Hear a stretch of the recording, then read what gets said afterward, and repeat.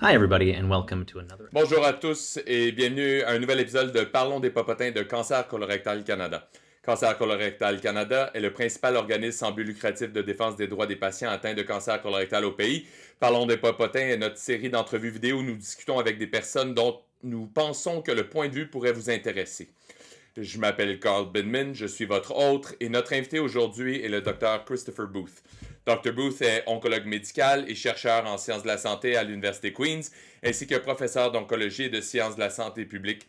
Il est également directeur de la division des soins contre le cancer et de l'épidémiologie à l'Institut de recherche sur le cancer Sinclair. Dr. Booth a été coprésident de l'essai Challenge, sur l'utilisation d'adjuvants dans le cancer du côlon, dont les résultats ont été publiés dans le New England en juin, n'est-ce pas? Oui, nous sommes ravis de vous accueillir aujourd'hui pour discuter un peu de ce sujet, de la recherche et de ce que nous pouvons en tirer. Mais d'abord, comment allez-vous aujourd'hui? Oui, très bien, Carl. J'apprécie l'opportunité d'être sur le podcast et j'ai hâte à la conversation. Oui, alors la première chose dont j'aimerais discuter, c'est probablement la recherche.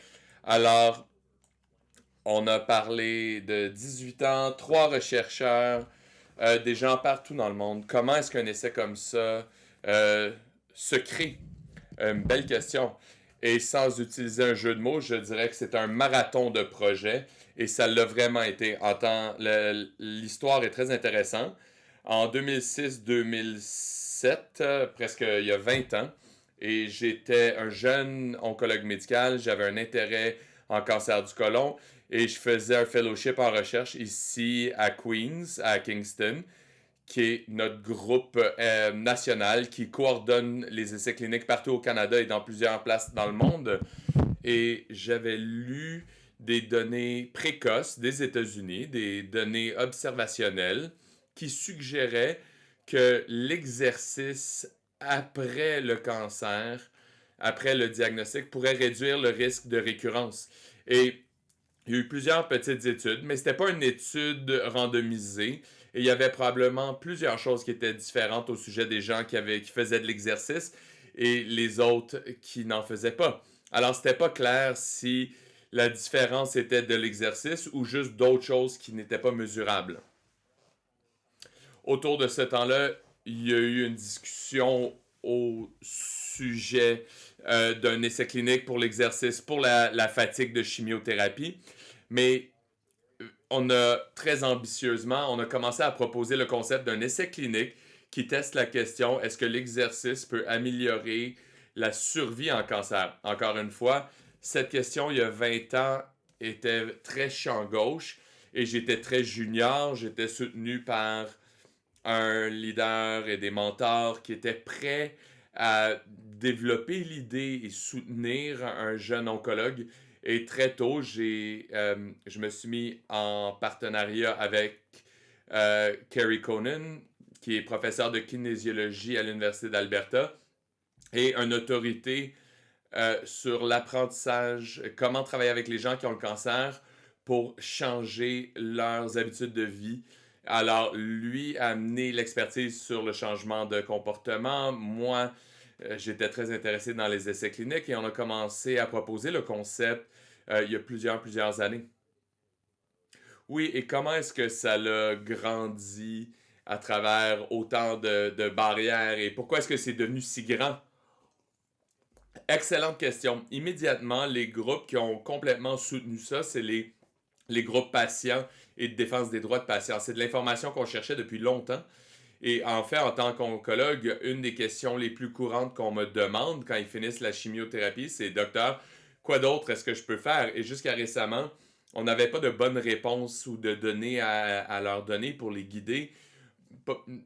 Alors, cette étude avait beaucoup de soutien de la communauté patient à travers le Canada et ça a été vu comme étant assez unique après l'avoir proposé au leadership du groupe d'essais cliniques. Ça a été soutenu et le groupe est payé par la Société canadienne de cancer et c'est de là que l'argent est venu pour l'essai.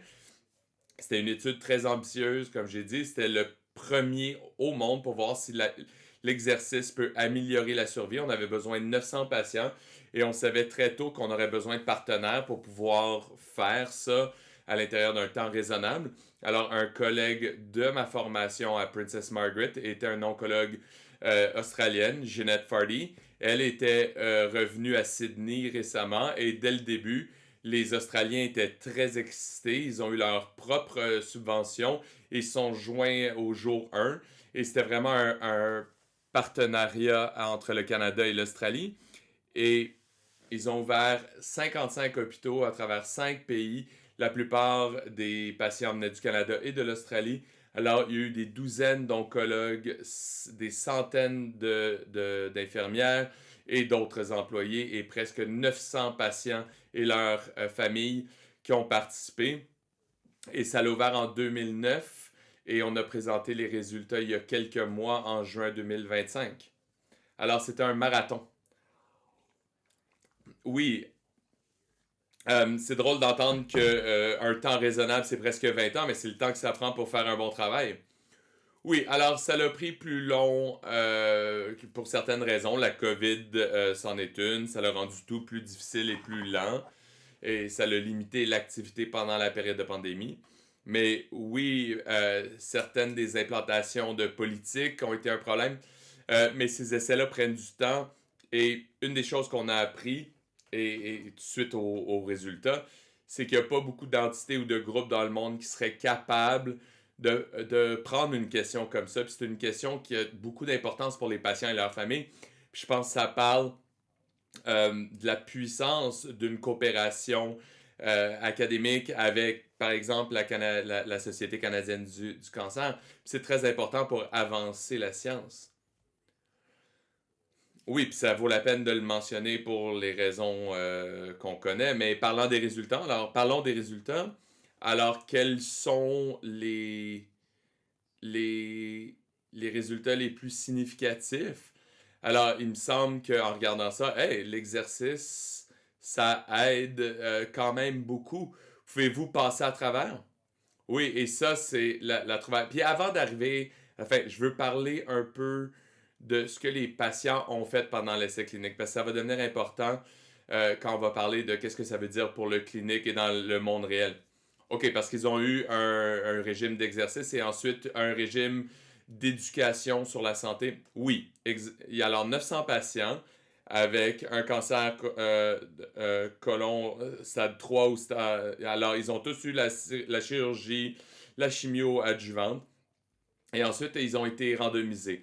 Alors, le groupe de contrôle ont eu un livre qui encourageait l'exercice et la bonne diète. Mais le deuxième groupe ont eu un entraîneur personnel pendant 3 ans. Et l'objectif, c'était de servir comme un coach d'exercice, un spécialiste, pour soutenir le patient dans les premiers 6 mois à augmenter l'exercice et le garder pendant 3 ans. Alors, c'est une intervention de 3 ans.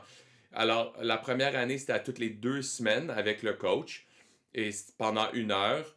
La première, c'était la révision du progrès, mettre les objectifs. Et la deuxième, c'était une session d'exercice supervisé. Et la deuxième année, c'était à tous les mois. Alors, l'objectif, c'était d'augmenter l'exercice de 10 heures mètres. Mètre, c'est une unité de mesure et le mettre ça en contexte. Alors, si vous et moi, on se rencontrait pour aller marcher pendant 1 heure, et alors, tu sais, pour qu'on soit, qu'on trouve ça un peu difficile, ça serait 4 heures mètres. Alors, les gens pouvaient travailler avec le coach pour trouver une prescription d'exercice utilisant n'importe quel exercice cardiovasculaire aérobique pour l'objectif. X minutes de bicycle, de marche, de jogging, de ski de fond. Et ça, c'était graduel pendant les premiers 6 mois et soutenu pour les 2 années suivantes. Alors, les gens ont fait plusieurs choses, mais la plupart ont commencé un programme de marche et ils pouvaient arriver à leur cible s'ils allaient à une marche active entre 45 et 60 minutes, 3 ou 4 jours par semaine. Alors, certainement, c'est un engagement, mais c'était pas un entraînement pour un marathon, par exemple. C'était réalisable avec le bon soutien. Alors, c'est ce qu'on a demandé aux gens. Les gens dans le groupe de contrôle étaient libres de faire d'exercice aussi, mais on a parlé aux gens, on a vérifié leur niveau d'exercice et l'objectif principal, c'était une survie sans progression. Et bon, regardons les résultats. 889 patients des 55 hôpitaux. La première trouvaille importante, c'est que les patients à qui on a donné un coach personnel ont eu une augmentation substantielle d'exercice et de façon intéressante, le groupe de contrôle aussi ont augmenté leur exercice parce que c'était des gens qui s'étaient mis disponibles, mais ceux avec un coach personnel ont augmenté leur exercice encore plus. Je vous interromps une seconde. Est-ce qu'ils étaient capables d'aller plus que la limite? Oh oui, ils pouvaient aussi haut qu'ils voulaient. Euh, de façon guidée avec leur coach, bien sûr. Mais leur niveau d'exercice ont augmenté. On a aussi vu une amélioration dans leurs mesures physiologiques comme le VO2 max ou le FEV. Combien de temps... tous les taux ont augmenté. Leur santé a augmenté. La qualité de vie et l'outil qu'on a utilisé, c'était une mesure de fonction physique. Ça s'est aussi amélioré. Alors, tous très encourageants. Il faut se rendre compte que des fois, nos traitements ont des hauts risques d'effets secondaires et de toxicité de la médication. On a regardé des signaux et les seuls signaux qu'on a vus, c'est une augmentation du risque de blessures d'articulation ou de muscles. Mais c'était les résultats de survie qui ont été vraiment le grand titre ici et qui a montré de l'intérêt partout dans le monde. Alors, le programme d'exercice, ça a eu une réduction substantielle de nouvelles récurrences de cancer, 22%. Ça se traduit, c'est qu'à 5 ans, 80% des gens sur le programme d'exercice étaient vivants versus 74 dans le bras exercice. Alors, pour chaque 16 personnes qui étaient sur le programme d'exercice, ça l'a prévenu une personne d'avoir une récurrence. Ça, c'est pour la récurrence. Quand on a regardé la survie totale, la durée de vie des gens, alors il y a eu aussi une amélioration substantielle. Alors, l'exercice a eu une 37% de réduction de risque de mort. Alors, on a suivi les gens pendant longtemps. À 8 ans, 90% sur le programme d'exercice étaient vivants versus 83% sur l'autre bras. Alors, l'autre façon de le dire, c'était pour chaque 14 patients sur le programme d'exercice, alors ça a prévenu une personne de mourir. Alors, c'était remarquable de voir ces données, voir la puissance de l'exercice et voir les gens prendre le contrôle de leur propre santé, travailler avec leur coach pour voir des améliorations pour les résultats de cancer, mais tous les autres bénéfices qu'on connaît de l'exercice aussi. Oui, et ce qui est très remarquable, et peut-être pour du contexte ici, est-ce qu'il y a d'autres sortes d'interventions ou de traitements qui ont montré un impact similaire, 22%, 38%? Excellente question, Carl. En fait, quand on parle aux gens de politique, comment mettre ça dans le vrai monde puis avoir un accès aux patients, c'est comme ça qu'on en parle parce qu'en fait, le bienfait qu'on a vu dans cet essai-là avec l'exercice est comparable et des fois mieux que certaines de nos bonnes molécules pour le cancer qu'on utilise tout le temps. Je dis pas que l'exercice remplace ça et que c'est mieux parce que dans l'essai, les gens avaient déjà la chirurgie, la chimio. Alors, on rajoute au bienfait. Mais quand on regarde à travers différents cancers et certaines médications qu'on utilise, qui sont très bonnes, on regarde l'augmentation des bénéfices, on voit des bienfaits comparables. Alors, c'est quelque chose qui devrait être un standard de soins. Les modèles optimaux, les gens sont référés dans le système de cancer, ils ont un chirurgien, ils sont référés à quelqu'un comme moi, un oncologue, et le système donne la chimiothérapie. Et on aimerait voir un modèle où, une fois que moi j'ai terminé, je peux les référer à un spécialiste de l'exercice qui est totalement payé pour les 3 prochaines années. Oui, on devrait dire que aller marcher, c'est moins cher que la chimiothérapie. Pour ce qui est et bien sûr, la chimio vient en premier, et ensuite le cancer disparaît, et ensuite on fait de l'exercice. Mais la médication coûte plus qu'aller marcher pour ce qui est de maintenir. Absolument, et c'est important parce que c'est un traitement qui a un ratio de risque-bienfait qui est incomparable à tout le reste qu'on utilise.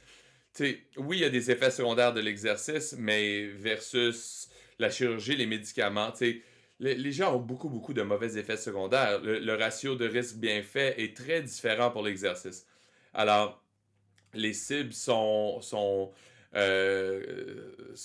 excellentes pour les patients, mais c'est excellent pour le système aussi.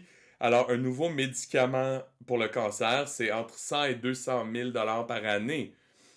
On fait une analyse formelle économique pour l'étude, mais un calcul sommaire, quand on regarde les heures avec un entraîneur personnel, ça va être de 3 à 5 000 par patient sur 3 ans. Alors, c'est très abordable. Quand ça, c'est l'équivalent d'une erreur de calcul dans le budget mensuel pour les hôpitaux. Alors, on doit faire ça pour nos patients. Oui, c'est très, très intéressant. En fait, une question qui me vient ici, c'est que quand vous entendez parler de ces choses-là, beaucoup de fois, ok, ben les gens qui peuvent faire de l'exercice, ils ont le temps de faire de l'exercice, ils sont dans tu sais, une situation sociale plus importante. Comment est-ce que vous adressez ces différences sociales? Oui, c'est une excellente question. Et c'est la raison qu'on avait décidé d'avoir un essai randomisé, parce que les données observationnelles, comme j'ai discuté au début, il y a des différences entre les gens au niveau d'être capable de faire de l'exercice. Alors, un essai randomisé, c'est la beauté de la randomisation, c'est que euh, sais, les patients sont similaires, sauf pour une variable. Alors, le point que tu mentionnes parle de l'habilité générale. Alors, comment est-ce qu'on va faire ça dans le vrai monde? Parce que ça, c'est des patients qui ont été bénévoles pour l'essai. Ce ne sont pas des patients typiques en général. Et on veut rendre ça accessible, et pas juste pour les gens qui ont l'habilité et peuvent se le payer. On veut que ça soit disponible à tout le monde, comme on veut la chirurgie, la chimio et les services essentiels soient disponibles à tout le monde. C'est pour ça qu'on pousse pour le système de payer ça. Et il y a plusieurs modèles qu'on pourrait considérer, mais aussi on veut s'assurer que les données sont pas juste célébrées par la communauté d'oncologie et interprétées comme dites à vos patients de faire de l'exercice. Oui, parce qu'on entend ça tout le temps. Oui, mais tu sais, c'est ce que le bras de contrôle a reçu. Voici un livre, faites l'exercice. Mais il faut passer outre. L'étude montre que la raison que les gens font pas de l'exercice, c'est que c'est dur de faire ces changements-là, c'est dur de changer son comportement, c'est dur de trouver du temps avec des enfants, avec la famille, la carrière, surtout pour les gens qui viennent de finir la chimio, peut-être ils n'ont jamais eu un bon programme d'exercice. Alors ça, c'est ce que l'étude a montré. Oui, l'exercice est bon, mais ça montre que si on donne aux patients avec un coach, un entraîneur personnel, avec une intervention basée sur le changement de comportement, les gens peuvent changer leur style de vie, faire plus d'exercice, se sentir mieux, avoir une meilleure santé et avoir des meilleurs résultats. Alors le paquet au complet est très important. Et une des histoires très puissantes qui est sortie de l'essai, quand on a parlé de mes patients et d'autres patients dans le monde, et quand on leur demandait c'était quoi la valeur de ça, c'était la connexion humaine avec l'entraîneur personnel. C'était très puissant. Ils se sentaient motivés, ils se sentaient responsables, ils voulaient pas. Ils sortaient même s'il pleuvait ou s'il n'y avait, il y avait pas envie. Alors le sentiment de connexion, on veut être capable de copier tout ça dans le vrai monde.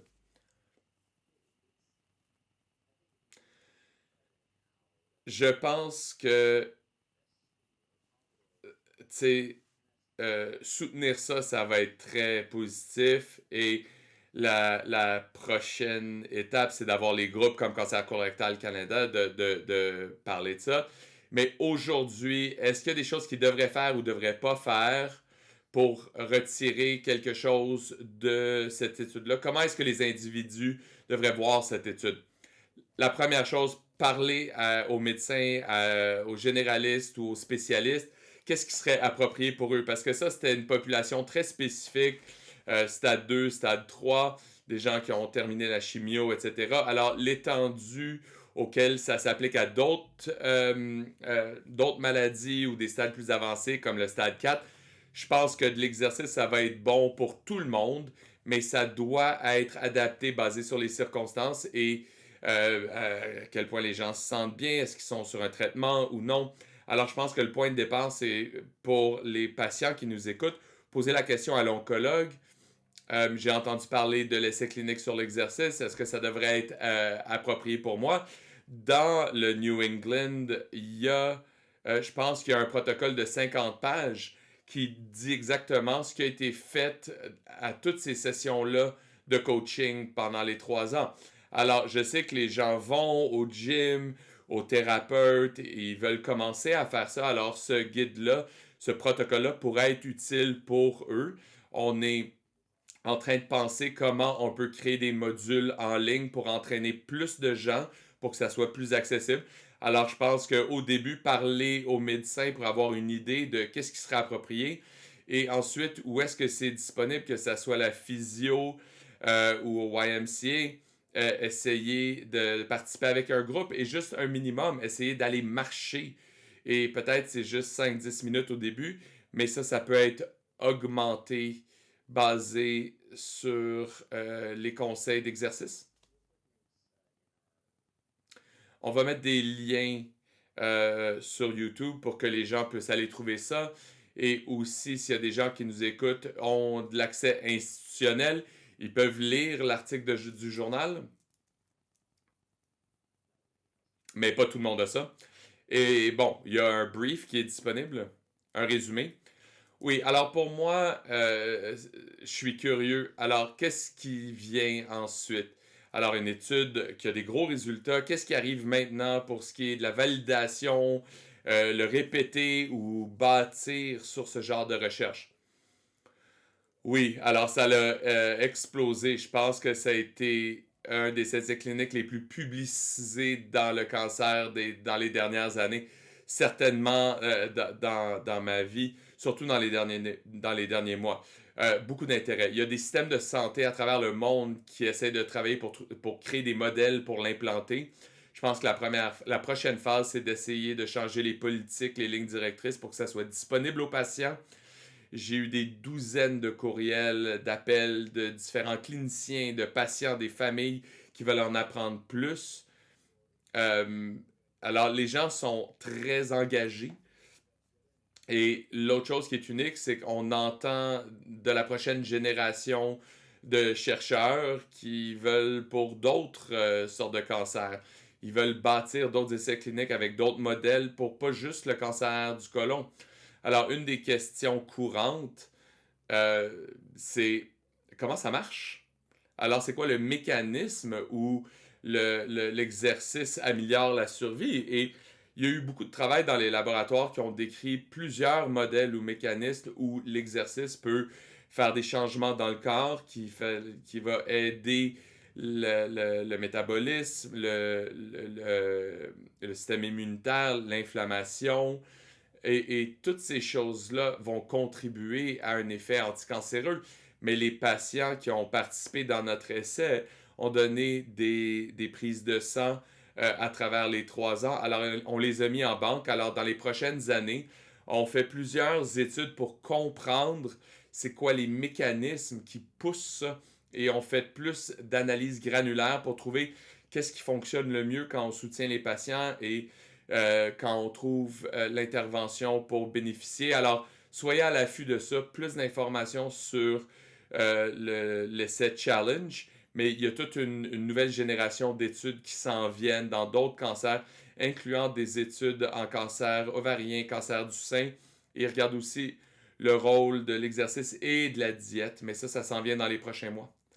Très excitant et ça, c'est toute la liste de questions que moi j'avais sur la recherche, mais j'aime toujours poser la question, quelque chose que vous auriez aimé que je vous pose comme question, quelque chose d'important que vous vouliez partager au sujet du travail. Je pense qu'on a couvert tout, Carl. Je veux juste dire que je suis très reconnaissant de la communauté d'oncologie et des patients qui ont permis ce projet monumental à aboutir après 20 ans. Ça a été une expérience incroyable et très excité de penser ce que ça veut dire pour la prochaine génération. Alors, moi, je cours depuis toujours à l'université. Alors, j'ai toujours eu un intérêt dans la santé comme ça, mais comment ça peut contribuer à la santé des patients, c'est très gratifiant. Et la prochaine étape, c'est d'aller, euh, avec Cancer Colorectal Canada, c'est ici que la communauté peut nous aider à lobbyer pour que ça devienne un standard de soins et c'est excitant. Puis je pense qu'on peut faire une grande différence. Merci de m'avoir invité. Merci d'avoir été là. Et pour les mises à jour sur votre travail, où est-ce que les gens peuvent vous trouver? Alors, je suis le directeur euh, de l'unité à Queen's University et un enquêteur au groupe d'essais cliniques canadien. Vous pouvez trouver notre site web pour ces deux groupes-là et certainement, on veut populariser les résultats et avec de l'engagement patient, il va y avoir d'autres événements que les patients et les familles vont pouvoir se joindre. Et aussi pour les gens qui sont intéressés aux ressources, bien sûr, Cancer Colorectal Canada a plusieurs choses sur leur site web, médias sociaux, Cancer Colorectal Canada ou support cancercolorectalcanada.com et vous pourriez communiquer avec des gens qui pourraient vous aider à accéder aux ressources ou des groupes de soutien ou des ressources spécialisées pour le cancer. Alors, toutes sortes de choses comme ça. Alors, si vous écoutez à ça et vous dites merci, vous voulez en apprendre plus, écrivez-nous et on est là pour vous aider. Alors, merci Dr. Booth. Merci de vous être joint à moi aujourd'hui. Et je suis Carl Bidman et merci d'avoir écouté. Bonne journée.